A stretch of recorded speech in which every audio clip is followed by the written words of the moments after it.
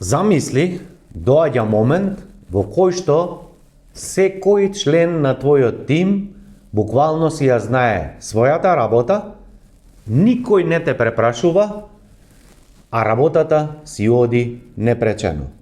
Токму во оваа подкаст епизода ќе зборувам како да изградиш тим кој што функционира без тебе, а ти да имаш што повеќе време да се бавиш со стратешки работи, размислуваш за иднина, за приоритети и го водиш твојот бизнис без стрес, односно со задоволство.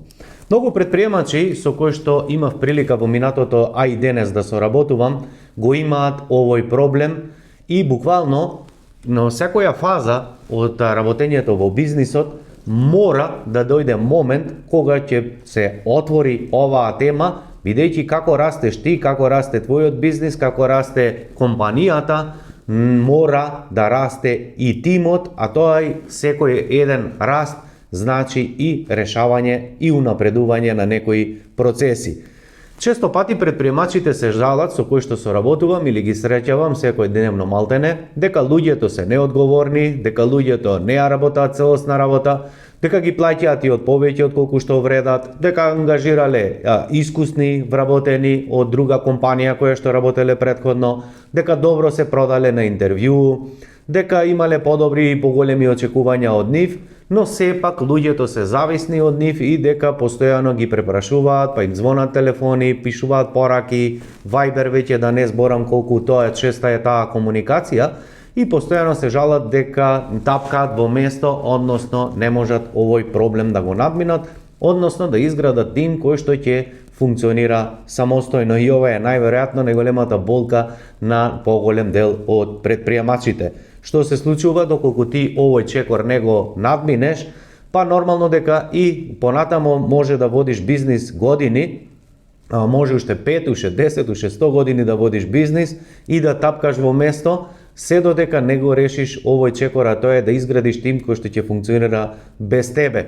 Што е друго опасно? Па опасно е доколку се задржиш премногу на ова ниво, значи ќе добиеш на некој начин замор во својот бизнис, ти е досадено веќе да се расправаш со клиенти, со луѓе, со вработени, и да решаваш исти проблеми, исти грешки, постојано да бидеш помеѓу клиентите и твоите вработени, често пати да правиш контрола и да ги прегледуваш дали завршиле добро задачата, дали заборавиле нешто, што значи дека доколку овој чекор не го надминеш, не изградиш тим кој што ќе функционира без тебе, најверојатно, а ова ти го зборувам од искуство веќе со стотици предприемачи, а тоа е дека ќе се плашиш, односно нема да сакаш да инвестираш во поголем објект, да го прошириш пазарот, да донесеш иновација на пазар, да ги подигнеш цените, да купиш можеби друг објект или да изградиш нова платформа, како и да е, значи се она што би го сакал и го посакуваш потајно,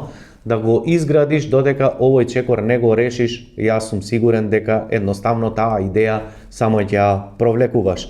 Она што е опасно, 50-та година е опасна, ова ти го гарантирам со глава. Зошто велам дека 50-та година е опасна? Бидејќи се што ќе направиш во животот, 50-та ти е. Се што е после 50-та година, веќе луѓето се плашат да донесат одлуки, немаат енергија и храброст да донесуваат стратешки одлуки, немаат храброст да пресечат, изгубиле ентузијазам, веќе немаат сила и енергија да се расправаат со исти проблеми и да решаваат исти муабети, што значи веќе губат енергија, губат надеж и полека нивниот бизнис оди надолу. Затоа, ако си помлад од 50 години, слушај ме внимателно, затоа што уште еднаш ќе ја повторам, се што ќе направиш во животот, најверојатно ќе биде до 50-ката, со исклучици, да кажам, некој поединец кој што можеби и после 50-тата нешто ќе направи, но од искуство ти кажувам дека тоа е колку да бараш игла во сено или не знам, од 1000 случај еден.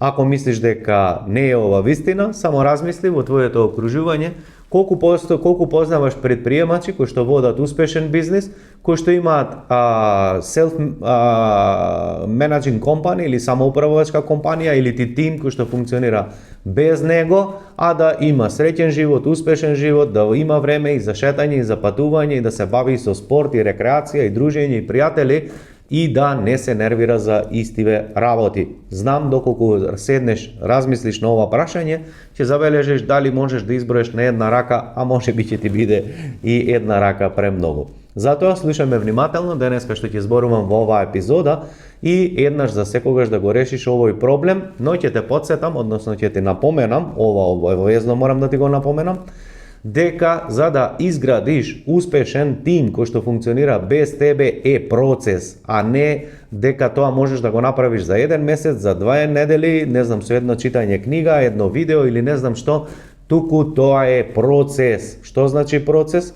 Се ова што денеска ќе ти го објаснувам, чекор по чекор да го имплементираш, да го усовршуваш и едноставно сигурен сум дека ќе дојде денот, дали по 2 години, дали по 3, кога сето ова ќе го имаш, но зошто ова го напоменувам, бидејќи луѓето се да кажам од една страна импулсивни или нетрпеливи, сакаат веднаш резултати, нели? А сега еве добил надеж, слушнал нешто или видел или се изнервирал, па сака да примени, но луѓето се нетрпеливи додека го добијат резултатот. Да не должам многу, одиме да видиме како е тоа да можеш да создадеш тим кој што функционира без тебе.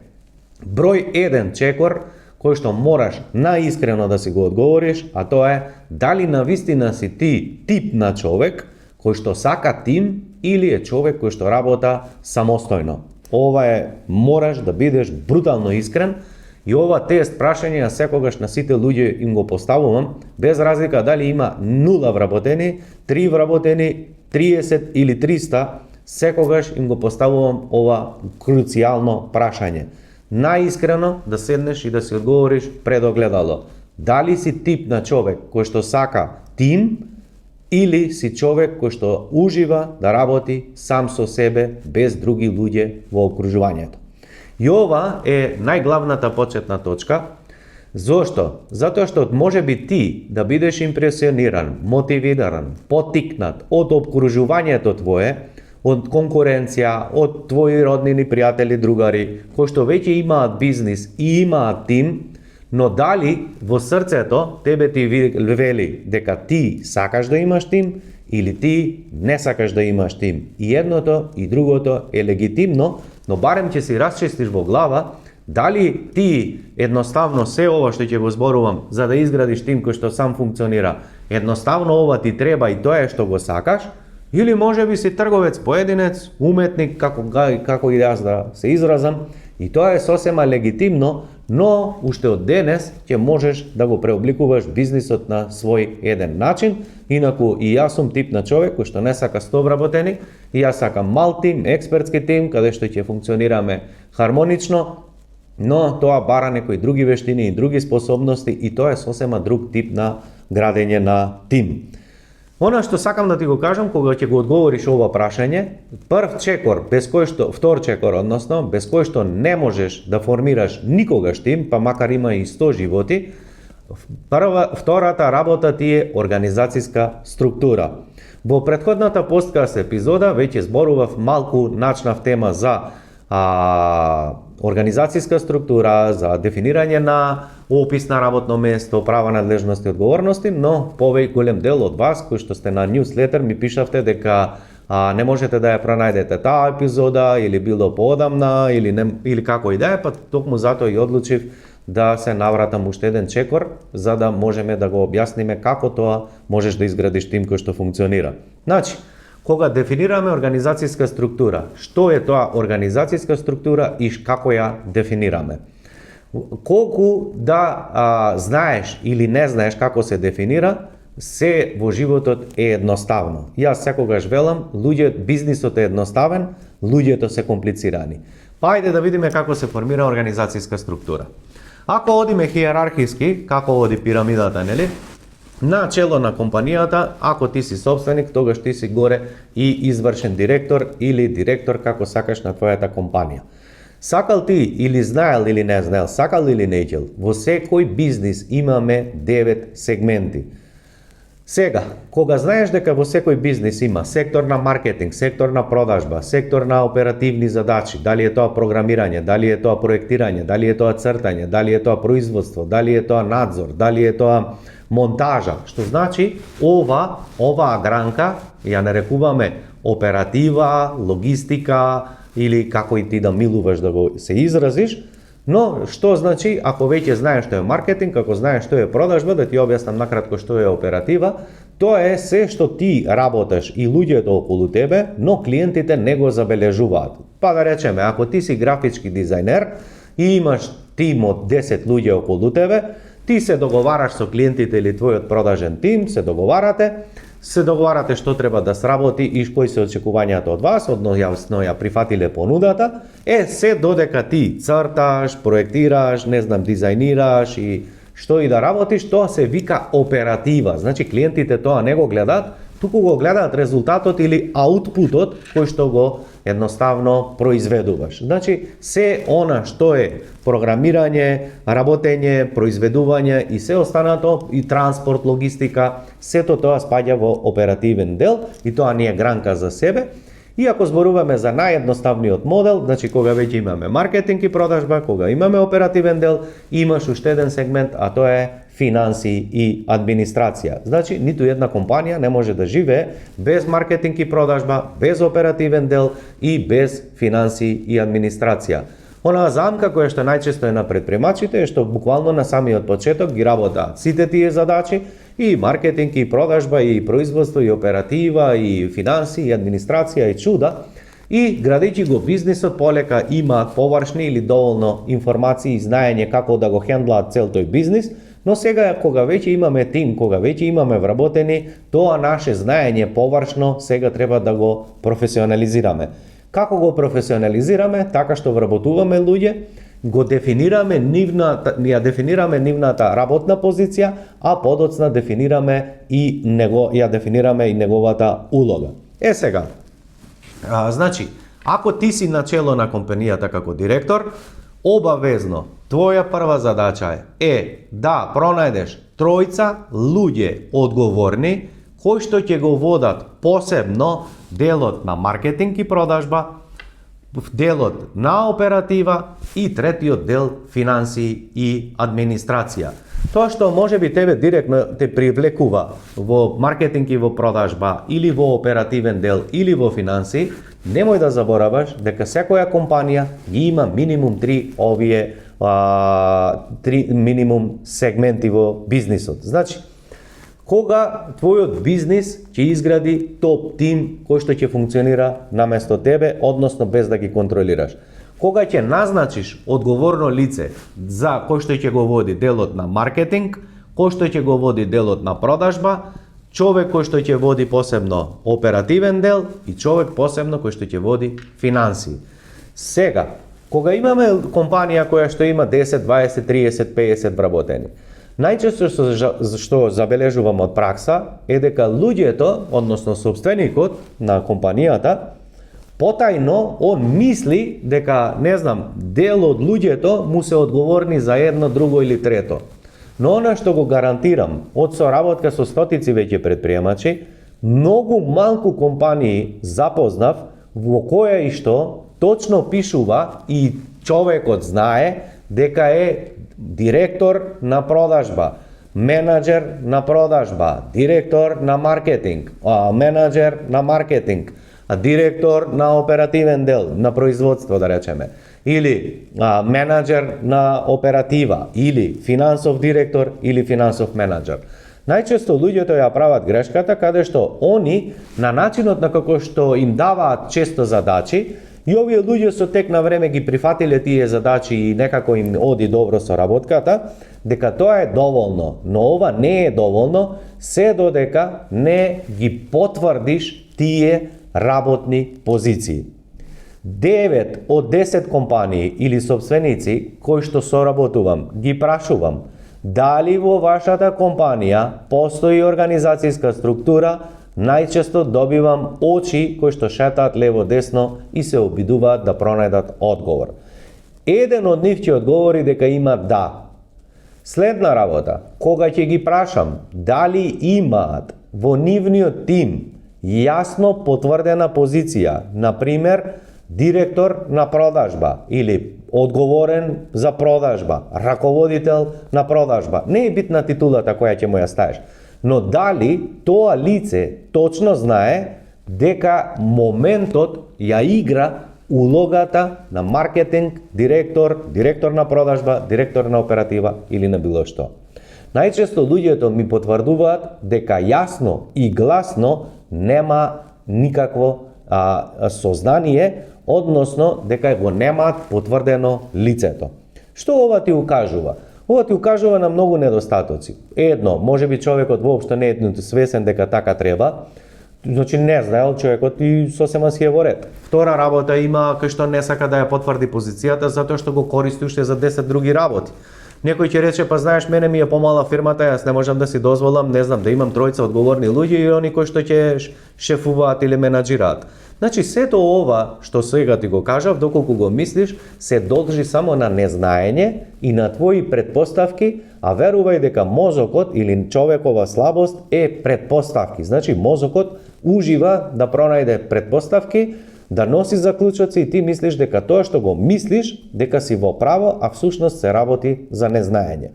Значи, ако имаш тројца добри луѓе кои што си задоволен од нив, да работаат во моментот или не работаат доволно или мислиш дека треба да се унапредат повеќе. Да, сето тоа е легитимно, но првиот чекор е сам да застанеш, да нацрташ на лист буквално организацијската шема, каде си ти, каде се наоѓаат во кој сектор и тука каде што пишува маркетинг и продажба, кај што пишува оператива, кај што пишува финансија и администрација, да допишеш име и презиме на личноста.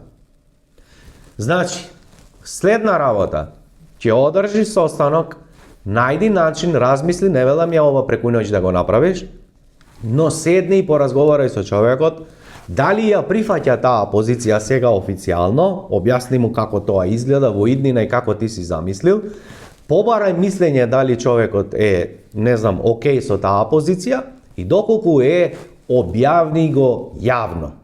Значи, собери го цел тим и назначи ги, потврди ги позициите кои што ги имаш. Сега кога си го направил првиот чекор, а тоа е, си изградил проста организацијска структура, сега следен чекор ти е како имаш број на вработени, така да ги поделиш во секоја структура. Но, пред да ги поделиш, она што сакам да направиш е следно. Да седнеш и да размислиш во сектор маркетинг или продажба, или заедно доколку се работи за помал бизнис, седни и напиши ги улогите и работните позиции кои што треба да ги има и да ги обавува овој сектор. Па да речеме, ако имаш маркетинг, снимаш кратки видеа, снимаш долги видеа, едитираш видеа, снимаш слики, објавуваш постови, креираш содржина, не знам, пишуваш блог текстови, објавуваш спонзорирани реклами, што го ти да е, сето ова спаѓа во делот на маркетинг. Доколку имаш продажен тим, дали продажбата е 1 на 1, дали е онлайн, дали е офлайн, дали е групна, дали имаш комерција, дали што и да се случува со продажниот тим, запиши во сектор продажба кои се клучните улоги кои што ги имаш. Ако е комерција, комерција, ако е онлайн продажба, онлайн продажба, ако е тоа телефонска продажба, пиши телефонска продажба, ако имаш салон, пиши салон 1, 2, 3, 5. Значи, најпрво почнуваш да ја градиш структурата, а не да тргаш од кои луѓе имам во моментот, па врз основа на нив да ја правиш структурата. Уште еднаш ќе кажам, ова е многу важно. 99% од луѓето, буквално ти кажувам, прават структура врз основа на луѓето што ги имаат.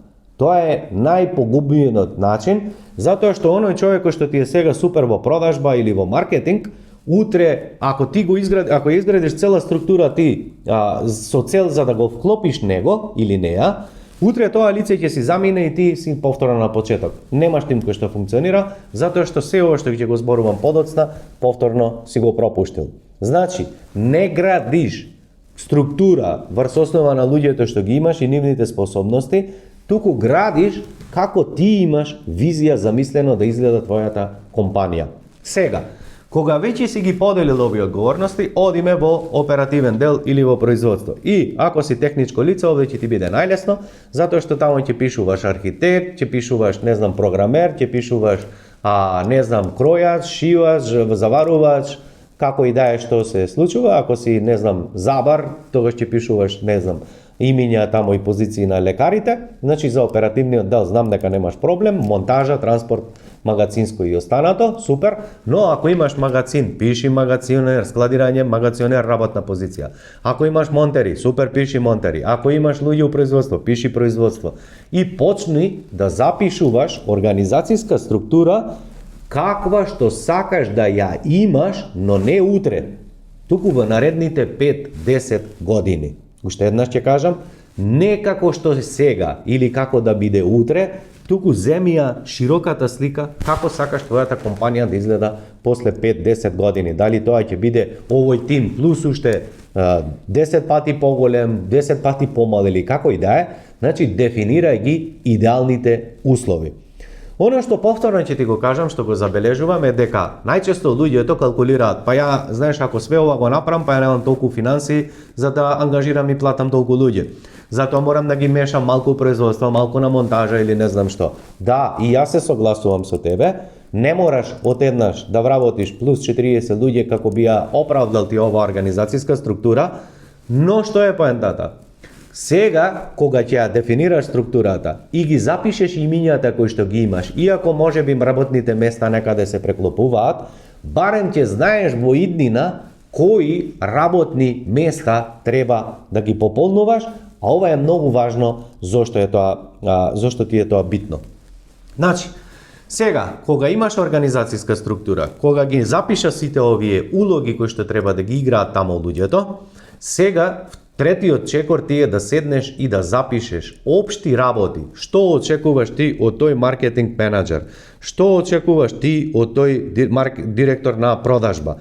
Што треба да работи, што треба да испорачува, како ќе мерите дали лицето работи како што треба или не, како изгледа еден работен ден негов, пред кого одговара. Значи, ако е директор, одговара најверојатно до тебе и треба да ти донесува, испорачува информации или извештај.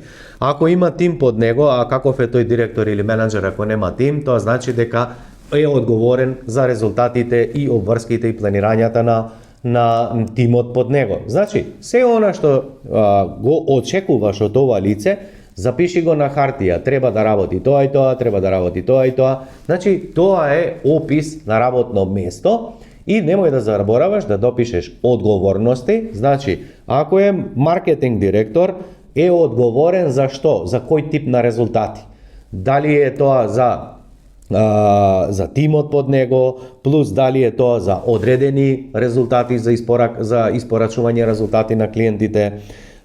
Следно, кои бројки ќе ги гледате, значи како ќе мерите дали тоа лице управува со тимот како што треба и со себе или не.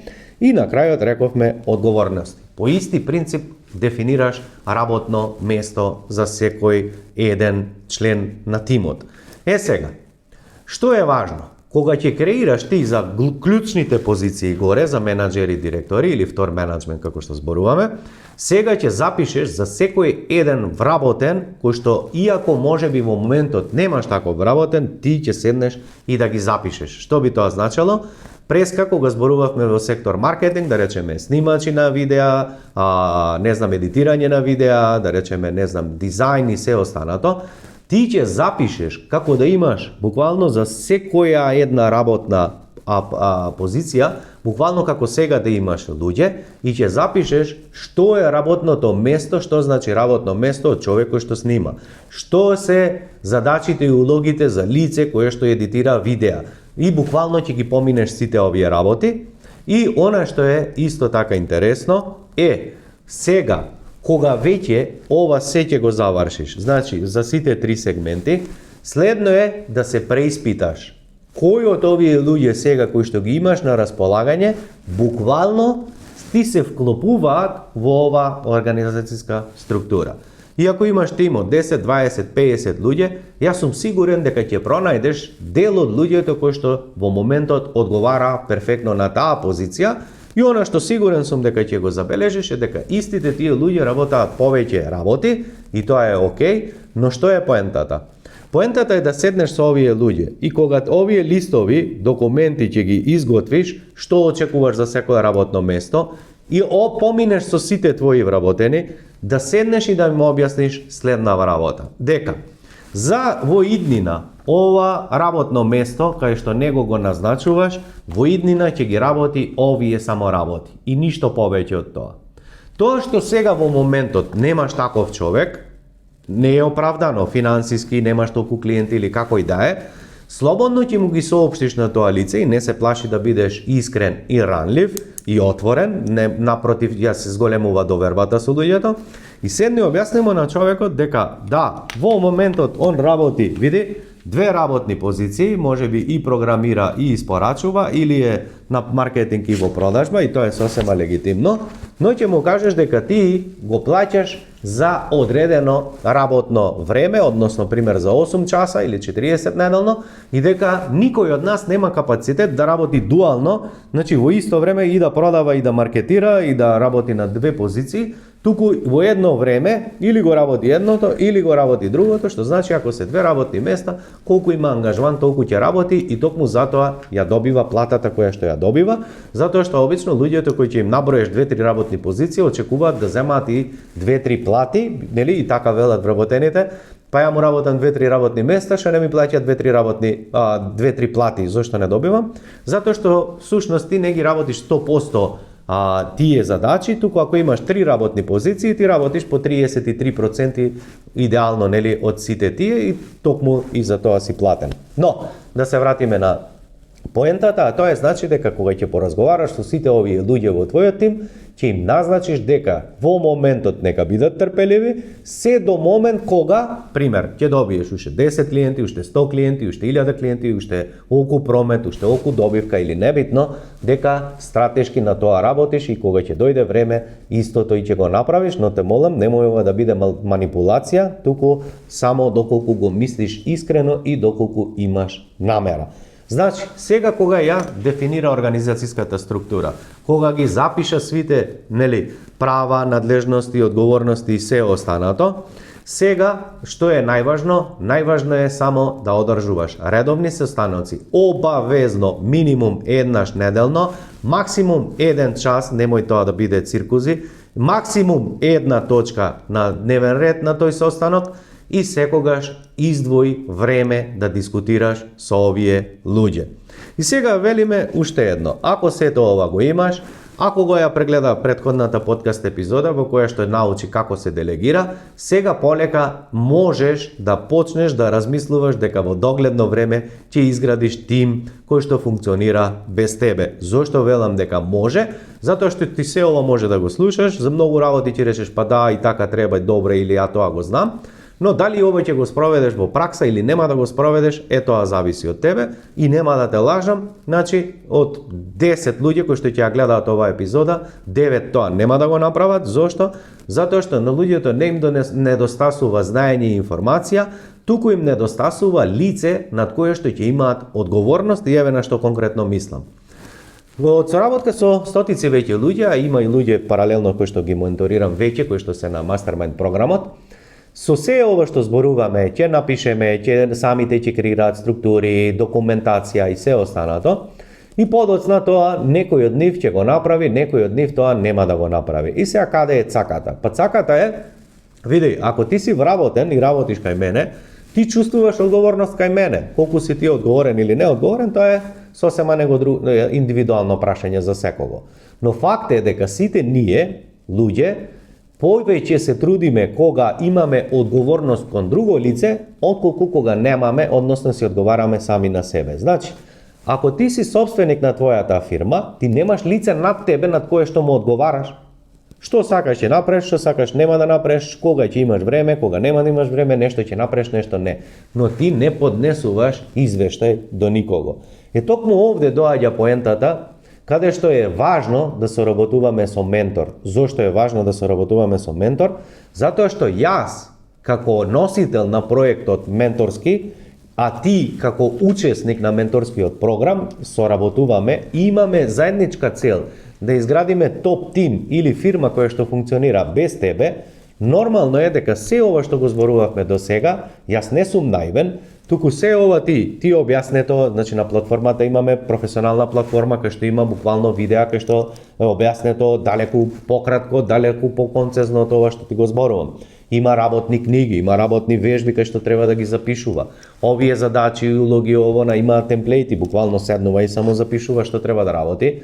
Но што е поентата? Секогаш кога доаѓаат на неделните тренинзи, буквално јас барам да видам што направил, нацртал организацијска структура или не, дали е таа окей или не, дали тие документација што ја пишувал како опис на работно место, права, надлежности, одговорности, дали ги запишал, дали се конкретни, дали се јасни, дали се двосмислени, недвосмислени, дали одговара на таа работна позиција или можеби нешто треба корекција, што значи гледај, јас сум човекот кој што цело време го менторирам, ова е окей, ова не е окей, ајде ова размисли уште еднаш, дај да креираме вака или така или како и да е. Следна работа, кога се луѓето сами на себе, па дури и јас сум таков затоа што сум и јас човек, ќе оставам ова што зборуваме сега или го слушаш денешно ово видео, ќе го оставиш ајде за понова година, ајде чекај малиов нека порасне, чекај сега имам роден ден, чекај сега сум во гужва и ова ти нема да го направиш никогаш, но кога си платил и си се обврзал, соработуваш со мене, ти имаш должност и обврска пред мене, што значи дека ќе вложиш дополнителен напор да реорганизираш денот или неделата, да пронајдеш половина час и седнеш ова го одговориш. Зошто? Па види затоа што само ќе ти биде незгодно и непријатно пред мене да излезеш нели на состанок и да ми кажеш дека не си го сработил, а од друга страна имаме група од 10-15 предприемачи кои што се на програмот и нормално дека и му е непријатно како ќе каже сега пред 20 луѓе дека ова не го сработил. Што значи гледаш како соработката со ментор те притиска да едноставно си ја работиш работата која што знаеш дека треба, свесен си, ама едноставно пустото си само човек и остануваш, нели, ги одолговлекуваш овие задачи. Сега, што е уште исто така овде важно? Важно е кога ќе ја дефинираш све ова што зборуваме, поентата е да седнеш и да размислиш, можеби ти е малку и премногу за ова видео, но ајде ќе ти кажам барем на почеток, па ако ти интересира, пиши ми под коментар, ќе ја начнеме оваа тема малку подлабоко, а тоа е да седнеш и да размислиш какви навики, какво знаење и кои вештини треба да ги има лицето за секоја една од овие работни позиции. Значи, ниту еден човек со кој што соработувам на програмот не смее да вработи човек додека е на програм, се доколку не ми објасни каков тип на човек му треба за таа работна позиција. Слушни ме внимателно, уште еднаш ќе ти кажам. Не смее да вработи човек, да пушти оглас или да вработи небитно кој, без да има дефинирано кој тип на човек му е потребен. Еве и зошто. За секоја една работна позиција потребно ни е лице, пример, ако е во продажба, дали треба да има знаење техничко за тоа што треба да зборува и да продава. Следна работа, какви навики треба да има? Дали треба да се појавува редовно на работно место? Дали таа работна позиција има флексибилно работно место, време? Дали таа работна позиција бара странски јазици? Дали таа работна позиција бара техничко познавање, одредена, стручност? Дали таа работна позиција бара комуникацијски вештини? Дали таа работна позиција бара некои вештини кои што треба да се наведат? Па токму за секоја една работна улога запишуваш буквално како да можеш да го бираш, како да кажам, пишуваш на Google и точно таков ти се пријавува, буквално таков човек, така ги запишуваш. Значи, знаења и способности, вредности и верувања и запишуваш какви навики и вештини треба да има ова лице. Зошто е ова круцијално важно? Затоа што сите ние сме различни. Некој е човек кој што комуницира лесно, некој е човек кој што уста не отвара. Некој е човек кој што е динамичен, сака брзо да работи, некој е човек кој што е аналитичен, па сака полека и предпразливо. Некој човек не сака да размислува и да му е тупи, чека наредби, па и неговата перцепција е кажи ми што треба да работам и ќе сработам, не е на мене да размислувам. Значи тоа се луѓе кои што сакаат рутински работи. За секоја работна позиција ти треба да размислиш каков е тој тип на човек кој што треба да работи. И сега кога го имаш и овој трет дел од истава оваа целина, сега повторно земи и ревидирај ги луѓето кои што сега си ги назначил, дали одговараат на тие работни позиции кои што ти ги сакаш. Ќе се зачудиш за колку работи си мислел дека ова лице или лица ти одговараат, но кога ќе направиш оваа вежба, ќе забележиш дека си направил пропуст. Зошто викам направил? Затоа што ти си ги вработил, ти си ги ангажирал, на крајот и одговорноста е твоја, но супер, ако ти тоа се си го направил без знаење, на брзање или како и да е, сега имаш прилика сето ова да го направиш да функционира без тебе. И она што е најважното, но денес нема да зборувам во ова видео, ќе зборувам во некое следно, а тоа е дека ќе треба да изготвиш системи и правила на игра, односно за секоја една работна позиција, опис, како се работи таа работа, стандардни оперативни процедури, кој како треба да комуницира, планирање и се останато, тоа се вика системи. И кога сето ова ќе го имплементираш, дали ќе го направиш ова за една година или за 10, ја не знам, но сум сигурен дека без се ова до сега што зборувавме нема шанса да изготвиш тим кој што ќе функционира без тебе и понатаму ќе ти звонат телефони и понатаму ќе работиш прекувремено и понатаму ќе викаш и зборуваш со луѓето дека луѓево се неодговорни, мрзеливи, нема луѓе за работа, вакви се, такви се. И јас ќе ти кажам дека што год и да мислиш, секогаш си во право, но јас ти гарантирам дека доколку ова го примениш, не само што јас го применувам, ова го применуваат и сите луѓе со кои што соработувам, буквално после имплементацијата на се ова што го зборувам, прашање е дали работат по 2-3 часа неделно, бидејќи немаат потреба ова да го прават.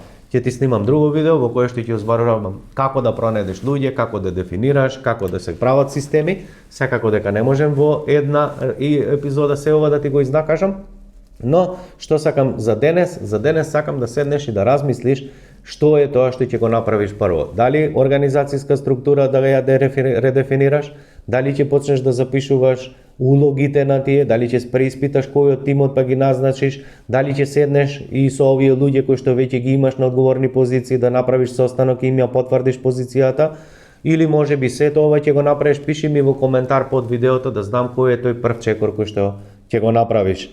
Се гледаме во следна подкаст епизода за твојот бизнис, се гледаме и за твојот успех се гледаме во следна епизода. Поздрав од мене и довидување.